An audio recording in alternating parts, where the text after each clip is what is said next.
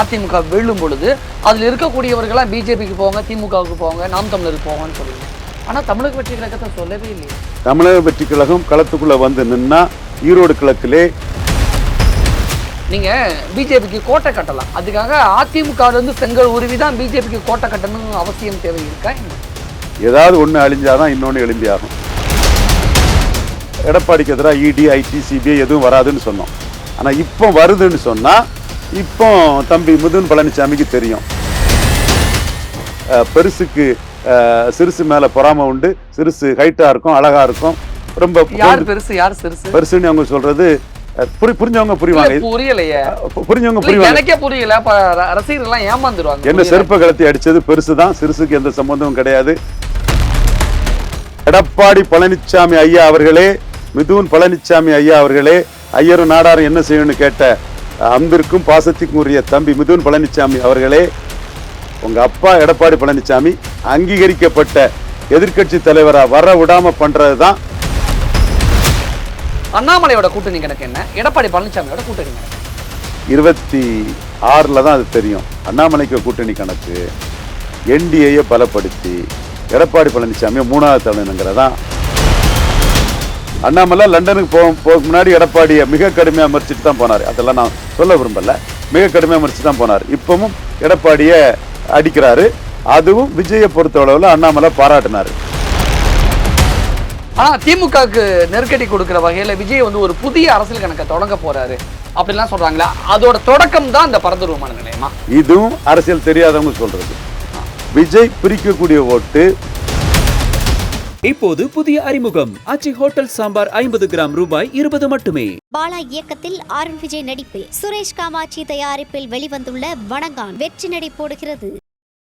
ஆனா திமுகவுக்கு நெருக்கடி கொடுக்கிற வகையில விஜய் ஒரு புதிய அரசியல் கணக்கை தொடங்க போறாரு அப்படிலாம் சொல்றாங்களா? அதோட தொடக்கம் தான் இந்த பரந்தூர் விமான நிலையமா? இதுவும் அரசியல் தெரியாதவங்க சொல்றது. விஜய் பிரிக்கக்கூடிய ஓட்டு பலகீனமான எடப்பாடி பழனிசாமியை தான் பலகீனப்படுத்தும். எடப்பாடி பழனிசாமியை ஸ்டாலின் பலகீனப்படுத்தியிருக்காரு.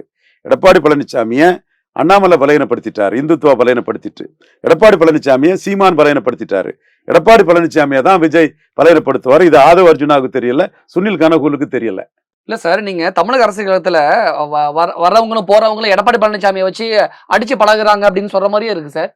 அப்படித்தானே இருக்குதுன்னா 45% வாக்கு ஜெயலலிதா 2014 இருந்த இடத்துல 20% மட்டும் ஆக்கிட்டாருன்னா அதைத்தானே சொல்ல முடியும் அரசு.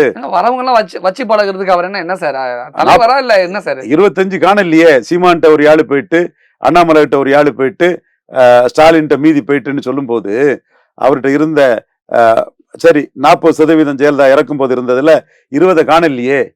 ஸ்டாலின்ட்டையும் சீமான்கிட்டையும் அண்ணாமலைட்டையும் போயிட்ட, விஜய் வந்தா விஜய்கிட்டையும் போகும். இதுதான் எனக்கும் அந்த விஜய்க்கு மார்க்கெட்டிங் ஆட்களும் கள்ள கப்சா கதைகளை விடுறதுக்கும் எனக்கும் பிரச்சனை. அப்பா நீங்க வர்றது ஸ்டாலினை எதிர்க்கிறீங்க. அப்ப ஸ்டாலின் எதிர்ப்போட்டதான் நீங்க பிரிப்பீங்க. நீங்க பிரிக்கிறது ஈர்ப்பு சக்தி இல்லாத எடப்பாடி பழனிசாமிக்கு ரெட்டலை ஓட்டை தான் நீங்க பிரிப்பீங்க. ஏற்கனவே ஈர்ப்பு சக்தி இல்லாத எடப்பாடி பழனிசாமிக்கு ரெட்டலை ஓட்டை தான் இந்துத்துவங்கிற பேர்ல அண்ணாமலை பிரிச்சு 11.4க்கு போயிட்டாரு. தமிழ் தேசியங்கிற பேர்ல ஜெயலலிதா உயிரோடு இருக்கும்போது 1% இருந்த சீமான் 8%க்கு போயிட்டாருன்னா மீண்டும் விஜய் வரும்போது எடப்பாடி பழனிசாமி தான் பலகீனப்படுவார். இதுதான் அரசியல் லாஜிக் இல்லாம பேசுறவங்களுக்கும் நமக்கும் உள்ள வேறுபாடு. ஆனா எப்போ பலகீனப்படுவாருன்னா 234 நீங்க விட்டு அந்த வாக்கை எடுத்து முடிஞ்ச பிறகுதான் பலகீனப்படுவாரு. இப்போ எடப்பாடி பழனிசாமி 20.4% இருக்கிறாரு. விஜய் 0% இருக்கிறாரு. இப்போ ஸ்டாலின் கூட்டணி 47% இருக்குது. விஜய் 0% இருக்கிறாரு. இப்போ என்டிஏ 18% இருக்குது. விஜய் 0% இருக்கிறாரு. இப்போ சீமான் 8.2% இருக்கிறாரு. விஜய் 0% இருக்கிறாரு. இந்த அடிப்படை உண்மை தெரியாம ஊடகத்துல பலரும் சீமான் மீது உள்ள காழ்ப்புணர்ச்சியில தான், பெரும்பாலும் உதயநிதி ஸ்டாலின் உள்ள காழ்ப்புணர்ச்சியில அடுத்தும் பேசுறதான் நீங்க தவறா பேசுறீங்க. விஜய் நிரூபிச்சுட்டா நம்ம ஒத்துக்கிட்டு போறோம். நிரூபிக்காதவரை நீங்க அண்ணாமலை விஜய் சொல்ற மாதிரி அன்ப்ரூவ்ட் நாட் டெஸ்டட். அது என்ன சார் ஈர்ப்பு இல்லாத எடப்பாடி பழனிசாமி? அது எனக்கு அர்த்தம் புரியலையே. ஜெயலலிதா அம்மையாரு கிரௌட் பில்லிங் கெப்பாசிட்டி இருந்து எடப்பாடி பழனிசாமிக்கு காசு கொடுத்தாதான் கூட்டம் வரும். அந்த முகலட்சணம், அந்த கடாட்சம், லட்சுமி கடாட்சம் அவர் மூஞ்சில இல்லங்கிறீங்களா? அதெல்லாம் அந்த அளவுக்கு ஒருத்தர் புரிஞ்சுக்கணும். அந்த அளவுக்கு எல்லாம் ஒருத்தர் நம்ம சொல்லாண்டாம். இது அவருக்கு ஸ்பான்டேனியஸா கிரௌடு வராது. அவர் பேசுறாருன்னா ஆட்கள் வராது. காசு கொடுத்துதான் கூட்டணும். அதைத்தான் நான் சொல்றேன். அதனாலதான் ஆந்திராவுல நடிகர் பவன் கல்யாண துணைக்கு வச்சுக்கிட்டு முதலமைச்சர் ஆன மாதிரி எடப்பாடி பழனிசாமி வந்து விஜய துணைக்கு வச்சுக்கிட்டு முதலமைச்சர் ஆயிடலாம் அப்படிங்கிற ஒரு புது இதுவும் டேட்டா தெரியாதவங்க, போதுமான அரசியல் அறிவு இல்லாதவங்க சொல்றது. சந்திரபாபு நாயுடு 40% இருந்தார். எல்லா விதமான அரசியல் கட்சி தலைவர்களும் இந்த விஷயத்த சொல்லிட்டாங்களே. எல்லா வித அரசியல் தலைவர்களுக்கும் அறிவு இல்லைங்கிறீங்களா? விவரம் இல்ல, டேட்டா தெரியலன்னு அர்த்தம். சந்திரபாபு நாயுடு 40% இருந்தாரு. பவன் கல்யாண் பலத்தை நிரூபிச்சு 7% இருந்தாரு. 47, 47 பாஜக மோடி பிரதமர்னு சொல்லி அவங்க ஒரு 80% மக்களவை இடங்களையும் ஜெயித்து ஆட்சியை பிடிச்சிட்டாரு. இவரு டெப்டி சீஃப் மினிஸ்டர் ஆயிட்டாரு. இது ஆந்திராவில் நடந்தது. பிளஸ் பவன் கல்யாண் இந்த militant community of south India, தென்னிந்தியாவிலே மிலிட்டண்டான கம்யூனிட்டி. வங்காவட்டி ரங்கராவுன்னு ஒரு தாதா, ஒரு எம்எல்ஏ தாதா கொலை செய்யப்படும் போது, ஒரு அமைச்சர் தேவநேனி நெஹ்ருவால கொலை செய்யப்படும் போது அந்த கம்யூனிட்டியே வந்து சூறையாடி சீஃப் மினிஸ்டரே மன்னிப்பு கேட்க வச்சு டிஜிபியை மாற்ற வைக்கக்கூடிய அளவுக்கு ஒரு மிலிட்டண்டான கம்யூனிட்டி, தென்னிந்தியாவிலே மிலிட்டண்டான numerically strong community Kapu community. அந்த கம்யூனிட்டியை சேர்ந்த ஒரு பவன் கல்யாண். இங்க எடப்பாடி பழனிசாமி 20% தான் இருக்கிறாரு. விஜய் சிவாஜி மாதிரி பலம் நிரூபிக்காம இருக்கிறார். சரி, விஜய் நீங்க சொன்ன மாதிரி 0 இருக்கட்டுமே. 0 26 வரதாங்க இருப்பாரு. சரிங்க, ஓகே. நான் என்ன 26ல 214 போட்டுட்டு அவருக்குன்னு ஒரு நம்பர் வந்துரும். ஓகே, அந்த நம்பர் வர்றதுக்கு முன்னாடி 0 தான். சரி, விஜய் நீங்க சொல்ற மாதிரி 0 இருக்கட்டுமே. அப்படிப்பட்ட 0வை விஜய ஏன் காங்கிரஸ் தலைவர் செல்வ பிறந்தகை ஏன் இந்தியா கூட்டணிக்கு வாங்கன்னு கூப்பிடணும்? ஒரு பிரச்சார வலிமை இருக்குது. இவரு ஜெயக்குமாரே 8 சீட்டுக்கு தகுதின்னு சொல்ற மாதிரி அவங்களும் 4-5 சீட்டுக்கு தகுதின்னு பலம் நிரூபிக்காத விஜய் அவங்க கருதலாம். விஜய இந்தியா கூட்டணிக்குள்ள வருமாறு செல்வ பிறந்தகை கூப்பிட்டதுக்கும் விஜய் அதிமுகவோட கூட்டணி செய்யற மாதிரி இருக்கக்கூடிய இந்த பிம்பத்துக்கும் அண்ணாமலை வந்து ஒரு விஷயம் பேசியிருக்காரு. காணாமல் போகக்கூடிய கட்சிகள் தான் விஜய கூட்டணிக்கு அழைக்குது அப்படின்னு சொல்லியிருக்காரு. இது அரசியல் விமர்சகரா எப்படி பாக்குறீங்க? எடப்பாடிக்கு எதிராக விஜய் அண்ணாமலை பேசல, எடப்பாடி டெல்லியில சொல்லிட்டாங்க அது இதுன்னு சொன்னதுல இருந்து மாறுபட்டு எல்லாம் இருக்குது. ஆமா, காணாமல் போன கட்சின்னு சொல்ல மாறுபட்டு தானே இருக்குது. அப்ப கொஞ்சம் நிதானிச்சு பேசணும் எந்த விஷயத்தையும். அண்ணாமலை லண்டனுக்கு போக முன்னாடி எடப்பாடியை மிக கடுமையா மறிச்சிட்டு தான் போனாரு. அதெல்லாம் நான் சொல்ல விரும்பல. மிக கடுமையா மறிச்சு தான் போனார். இப்பவும் எடப்பாடிய அடிக்கிறாரு. அதுவும் விஜயை பொறுத்த அளவுல அண்ணாமலை பாராட்டினாரு. எப்படி பாராட்டினார்னா, 5 முனை போட்டி இருக்கும், எல்லாத்துக்கும் ஆப்ஷன் இருக்கு, விஜயும் ஒரு ஆப்ஷனா வராரு, விஜய வரவேற்கணும்னு சொன்னாரு. ஆனா விஜய்கிட்ட இருந்து ஒரு வியாபார கூட்டம் விஜய நோட்டுக்கும் சீட்டுக்கும் விலை போக வைக்கணும்னு முயற்சி பண்ணிட்டு இருக்காங்க. விஜயை சுத்தி இன்வெஸ்ட் பண்றாருல பணம், அந்த பணத்தை எடுக்கணுங்கிறதுக்காக சந்தையில விலை போகிற மாடு மாதிரி விஜய் வந்து அரசியல் கூட்டணி பேரத்துல பிரச்சாரத்துக்காக நோட்டுக்கு சீட்டுக்கும் விலை போக வைக்க முயற்சி பண்றாங்க. அப்படி விலை போக வைக்கும் போது யாருக்கிட்ட விஜய் விலை போக வாய்ப்பு இருக்கோ அவர் வந்து அரசியல் அரங்கத்துக்குள்ள கீழே போகணும்னு அண்ணாமலை நினைக்கிறாரு. ஸோ அண்ணாமலை அவருக்கு பொலிட்டிக்ஸை தெளிவா பண்றாரு. இது விஜய்க்கு எதிராக பண்ணல, எடப்பாடி பழனிசாமிக்கு எதிராக பண்றாரு. அண்ணாமலைக்கு என்ன லாபம்? ஏன் எடப்பாடி பழனிசாமிக்கு எதிராக பண்ண? ஒரு உரையில 2 வாள் இருக்க முடியாது. அண்ணாமலைக்கும் எடப்பாடி பழனிசாமிக்கும் பகதான். எடப்பாடி பழனிசாமி வீழ்ந்தாதான் அண்ணாமலை அதுல எழும்பி வர முடியும். அது எப்படி? அதிமுக பொதுச் செயலாளர் எடப்பாடி பழனிசாமி இருக்காரு. அப்பேற்பட்ட ஒரு பலத்தை, அப்பேற்பட்ட ஒரு மாபெரும் ஒரு ஆளுமையை அண்ணாமலை 4 சீட்டு தான் தமிழக பாஜக, இங்க 4 எம்எல்ஏக்கள் தான், எப்படி வீழ்த்த முடியும்னு நினைக்கிறீங்க? இன்னைக்கு என்டிஏ 18% வாக்குல இருக்கிறாங்க. என்டிஏ கட்சிகள் எல்லாம் ஒன்றிணைஞ்சு அண்ணாமலை கருத்துப்படி ஈரோடு கிழக்குல போட்டியிடாது தவறு, அமித்ஷா போட்டியிடுன்னு தான் சொல்லியிருப்பாரு. அப்ப பிஜேபியும் ஈரோடு கிழக்குல போட்டியிடாதனால பயந்துருச்சு, அதனாலதான் ஒதுங்கிருச்சு அப்படின்னு பாக்கணும். போட்டியிடாத தவறு நான் சொல்லிட்டேன்லாங்க. இதை தவிர வேற என்ன வேண்டி கிடக்குது? இப்ப 18% வாக்கு பலத்துல அண்ணாமலை இருக்கிறாரு. எடப்பாடி 20% வாக்கு பலத்துல இருக்கிறாரு. இதுவே அடுத்த தேர்தல்ல என்டிஏ உயர்ந்து எடப்பாடி கீழே போனா எடப்பாடிக்கு அதிமுக அணியோட 2 மடங்கு என்டிஏ வாக்கு வரக்கூடிய அளவுக்கு அண்ணாமலை என்டிஏ கொண்டு வந்துட்டாருன்னா எடப்பாடிக்கு வீழ்ச்சி தான் அண்ணாமலைக்கு வளர்ச்சி. எனக்கு அதுதான் புரிஞ்சுக்க முடியல. எடப்பாடியோட வீழ்ச்சியை ஏன் அண்ணாமலை விரும்பணும்? 2 பேருமே கொங்கு வேளாளர் கமிட்டியை சேர்ந்தவங்க. இன்னைக்கு வந்து எடப்பாடி பழனிசாமி முபாரக் கூட எல்லாம் கூட்டணி சேர்ந்தது கொங்கு வேளாளர்களுக்கு ஒரு அதிருப்தி இருக்குது. ஸோ அந்த எடப்பாடி கிட்ட இருக்கக்கூடிய வாக்குகள் எல்லாம் இந்துத்துவங்கிற அடிப்படையிலும், தேசியம் என்ற அடிப்படையிலும், கொங்கு வேளாளர் சமூகம் என்ற அடிப்படையிலும் எடப்பாடி பழனிசாமியை விட்டு அண்ணாமலை கிட்ட வந்தா அண்ணாமலை ஒரு அசைக்க முடியாத ஒரு அரசியல் சக்தியாட்டு ஆயிடுவாரு. அண்ணாமலை கூட வரலாட்டி அண்ணாமலையோட நிலைமை, அண்ணாமலை அதை எதிர்பார்த்தா அரசியலை பண்றாரு. வராரா வரலையாங்கிறது 26ல தான் தெரியும். வரமாட்டாங்களா வருவாங்களான்னு உங்களுக்கும் உரிமை இருக்கு, மற்ற அரசியல் விமர்சகர்களுக்கும் உரிமை இருக்கு. நான் தப்பே சொல்லல, அவங்க கருத்தை சொல்லலாம். நான் என் கருத்தை எப்படி சொல்றேன்னா, ஹரியானா மகாராஷ்டிராவில் பிஜேபி மக்களவையோட மேல எழும்பினாங்க. இங்கேயும் மக்களவையோட மேலே எழும்பி பல வியூகங்களை வகுத்து அவங்க 25 to 30 போயிட்டாங்கன்னா, எடப்பாடி 15க்குள்ளே நின்னுட்டாருன்னா அண்ணாமலை பெரிய தலைவர் ஆவாரு. எடப்பாடிக்கு அந்த மவுசு வந்து மேலும் குறையும். அப்ப அண்ணாமலைக்கு இந்த பயம் இருக்கா? விஜய் அதிமுக கூட கூட்டணி சேர்ந்தா அதிமுக ஸ்ட்ராங் ஆயிரும், ஜெயிச்சிரும், நம்மளால வளர முடியாதுங்கிற பயம் அண்ணாமலைக்கு இருக்கா? இது இப்படிதான் புரிஞ்சுக்கணுமா? அண்ணாமலைக்கு நல்லா தெரியும், ஜானகி சிவாஜி மாதிரி அது உருப்படாம போகுங்கிறது நல்லாவே தெரியும்.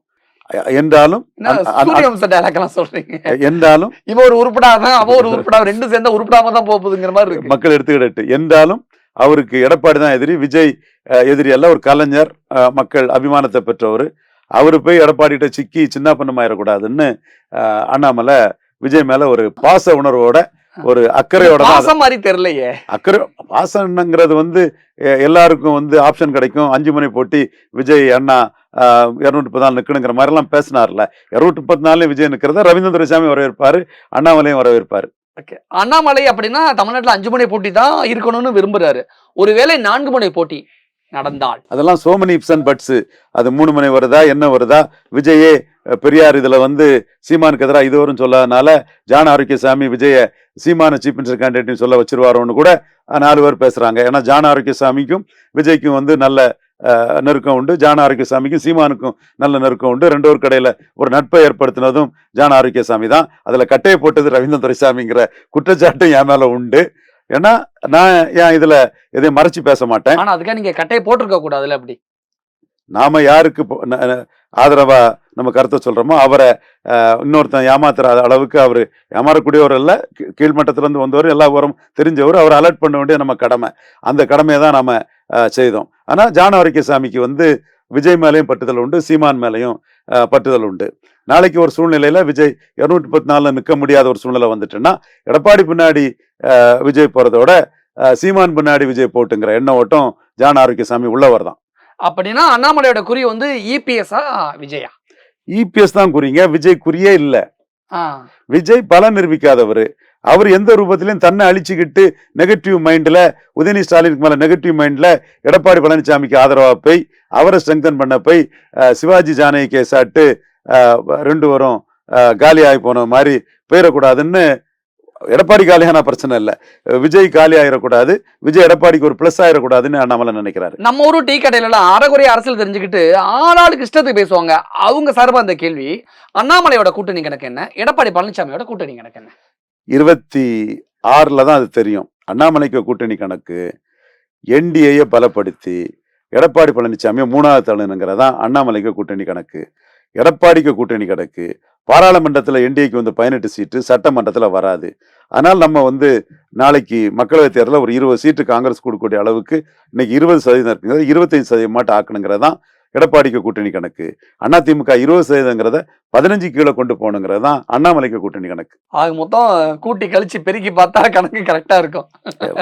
2 பேரும் கொங்கு மண்டலத்தை சேர்ந்த 2 தலைவருக்கு இடையில தான் இந்த வார், டக் ஆஃப் வார், அரசியல் போர் வந்து எடப்பாடிக்கும் அண்ணாமலைக்கு தான். ஆமா, இது ஈகோ போரா? இல்ல ஈகோ போர்ன்னு சொல்ல முடியாது. ஆரம்பத்துல அண்ணாமலை ஆதரவாளர்களே கோயம்புத்தூர்ல அண்ணாமலை நிற்கிறாரு, எடப்பாடி பழனிசாமி சப்போர்ட்ல ஜெயிக்கிறாரு, மத்திய மந்திரி ஆகலான்னு தான் அண்ணாமலை ஆதரவாளர்களே பலரும் சொன்னாங்க. ஈரோடு கிழக்கு எடப்பாடி பழனிசாமிக்கு கொங்கு வேளாளர் அல்ல பிற சமூகங்கள் மத்தியில நாயுடு, செங்குந்தர், பறையர், அருந்ததியர், இந்த பிற சமூகங்கள் மத்தியில கடுமையான எதிர்ப்பு இருக்கு. ஆதரவு வளையமே குறைஞ்சு போச்சு. எடப்பாடி கையில் இருக்கக்கூடிய இரட்டையில இது அதெல்லாம் நமக்கு எந்த லாபமும் இல்லைன்னு அந்த சமூகங்கள் நினைக்கான்னு சொல்லும் போது அண்ணாமலை, வானை சீனிவாசன், ஜி.கே. நாகராஜ், சதாசிவம், சிபி ராதாகிருஷ்ணன், கொங்கு மண்டல முருகானந்தம், இவங்க எல்லாமே எடப்பாடி கூட தங்கமணி, வேலுமணி, செங்கோட்டை அண்ணன், எடப்பாடி பழனிசாமி, எம்.ஆர். விஜயபாஸ்கர், தம்பித்துறை, பொன்னையன், இப்படி ஒரு கூட்டத்தோட சேர்ந்துனா பிரஜாதிகள் ஓட்டு ஒன்றும் வராது, தோத்து போகும்னு அண்ணாமலை புரிஞ்சிட்டாரு. அதனாலதான் அவர் வந்து மோடிக்கிட்ட ரிப்போர்ட் என்ன கொடுத்தாருன்னா, நமக்கு 18% கிறிஸ்டின் முஸ்லீம் ஓட்டு இருக்குன்னு அவங்க சொல்றாங்க, அவங்களுக்கு ஜாதி ரீதியா 2 ஜாதி கட்சி ஆயிட்டு பிற ஜாதிகள் எதிர்ப்பு இருக்குன்னு அவர் ரிப்போர்ட்டை கொடுத்துட்டாரு. உண்மை, அந்த ரிப்போர்ட் கொடுத்தது, அந்த ரிப்போர்ட்டுக்கு ஸ்பேஸ் ஒர்க் பண்றது எங்க டீம் தான். நாங்க தான் பூத் வாரியா அதை அனலைஸ் பண்ணி அந்த ரிப்போர்ட்டே கொடுத்தோம். கொடுத்துக்கிட்டு தோத்து போங்கிறத இதில் கொடுத்துட்டாரு. அப்போ எடப்பாடி கூட நின்னா நம்ம ஒரு 12% ஓட்டாவது வரணும், அதுக்கு தக்கன 12 சீட்டு வேணும்னு கேட்டாரு. எடப்பாடி 6 சீட்டு தான் கொடுக்க முடியும்னாரு. 12 சீட்டு கொடுத்து நல்ல ஓட்டு எடுத்தா அண்ணாமலை லீடர் ஆயிடுவார். அண்ணாமலை லீடராகி வளர்ந்தா தன்னை பாதிக்கணும்னு எடப்பாடி நினைக்கிறாரு. இதுதான் அங்க சிக்கல் பிரச்சனை. இந்த இடத்துல எனக்கு 2 கேள்வி இருக்கு. அண்ணாமலை தானே சாட்டையில அடிச்சுக்கிட்டார்ல, அந்த ஒரு நிகழ்வுக்கு அப்புறம் அண்ணாமலையோட இமேஜ் கூடி இருக்கா குறைஞ்சிருக்கா? அதே மாதிரி யார் அந்த சார் அப்படின்னு அண்ணா யூனிவர்சிட்டி விஷயத்துல வந்து எடப்பாடி பழனிசாமி ஒரு பிரச்சாரத்தை முன்னெடுத்தார்ல, இந்த பிரச்சாரத்துல இருந்து எடப்பாடியோட பழனிசாமி அவங்களுடைய இந்த இது வந்து கூடி இருக்கா குறைஞ்சிருக்கா? நான் என்ன பதில் சொன்னாலும் அதை ப்ரூவ் பண்ண முடியாது. 2026 தேர்தல் தான் அதுக்கு விடை. எடப்பாடி பழனிசாமி ஒரு புதுசா ஒரு கணக்கு சொல்றாரு. இன்னும் திமுக ஆட்சின்னு ஒரு 13 அமாவாசைக்கு தான் தாங்கும் அப்படிங்கிறாரு. அது என்ன கணக்கு? அது செந்தில் பாலாஜி அதுக்கு ரொம்ப கடுமையான ஒரு பதில் அடுத்த 100 பௌர்ணமிக்கு வந்து திமுக ஆட்சி தான் கொடுத்திருக்கிறாரு. கண்டிப்பா திமுக ஆட்சி எத்தனை பௌர்ணமிக்கு தாங்குது தாங்கலங்கெல்லாம் வேற. எடப்பாடி பழனிசாமி ஐயா அவர்களே, மிதுன் பழனிசாமி ஐயா அவர்களே, ஐயரும் நாடாரும் என்ன செய்யணும்னு கேட்ட அன்பிற்கும் பாசத்திற்கும் உரிய தம்பி மிதுன் பழனிசாமி அவர்களே, உங்க அப்பா எடப்பாடி பழனிசாமி அங்கீகரிக்கப்பட்ட எதிர்க்கட்சி தலைவரா வர விடாம பண்றதுதான் எங்க வேலை. பொறுத்திருந்து பாருங்க, 2026 அது தெரியும். எடப்பாடி பழனிசாமி ஒரு அரசியல் ஆளுமை, ஒரு அரசியல் தலைவர், அவரை ஒரு அரசியல் விமர்சகரா நீங்க எதிர்த்து பேசுறதுலாம் ஓகே. இப்ப எதுக்கு எடப்பாடி பழனிசாமியோட பையன் எல்லாம் சண்டைக்கு வம்புக்கு இழுக்கிறீங்க? அது அதுலயே வந்துட்டு அந்த ஸ்டேட்மெண்ட்ல அவர் பையன் வம்புக்கு இழுக்கிறீங்கன்னு கேக்குறேன். அவர் வம்புக்கு இழுத்தனால வம்புக்கு இழுத்திருக்கும், அந்த ஸ்டேட்மெண்ட்லயே வந்துட்டு. ரசிகர்களுக்கு புரியணும்ல இந்த பதில், அதுக்காக. எடப்பாடி பழனிசாமிக்கு பொலிட்டிக்கல் லைஃப் கொடுத்தது முக்கியமானது சத்ரியன் குருமூர்த்தி. சரி, அதுக்காக அவர் குருமூர்த்தி தான் பிஜேபி ஆலோசகர். சத்ரியன் குருமூர்த்தி அவர் வந்து அந்த பண்ணாருங்கிறதுனால எடப்பாடி மனச்சாட்சிக்கே விட்டுறேன். நீங்க அவர் வீட்டுல போய் அவர் காலில் விழுந்தீங்களா இல்லையாங்கிறது, ஜெயலலிதா சசிகலா மாதிரி இல்லைங்கிறது உங்க மனச்சாட்சிக்கே விட்டுறேன். இப்போது புதிய அறிமுகம் ஆச்சி ஹோட்டல் சாம்பார் 50 கிராம் ரூபாய் 20 மட்டுமே. பாலா இயக்கத்தில் அருண் விஜய் நடிப்பில் சுரேஷ் காமாட்சி தயாரிப்பில் வெளிவந்துள்ள வணங்கான் வெற்றி நடை போடுகிறது.